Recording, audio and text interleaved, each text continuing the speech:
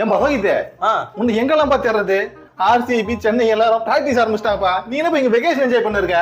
ஏய், யார் சொன்ன வெகேஷன் என்ஜாய் பண்றானே? நானும் பிராக்டிஸ் ஆரம்பிச்சிட்டேன். பிராக்டிஸா? என்ன பிராக்டிஸ்?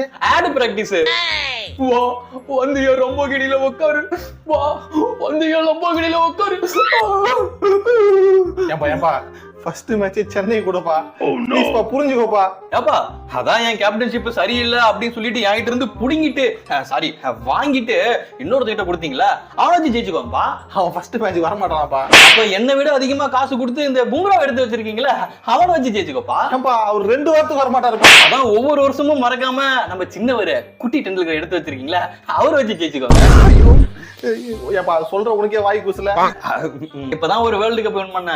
ஒரு வருஷத்துக்கு ஒரு கப் வின் பண்ணா போதும். ஏப்பா நம்ம இந்தியா டீம் கப் வாங்கினா போதுமா? Mumbai team cup Govinda Govinda.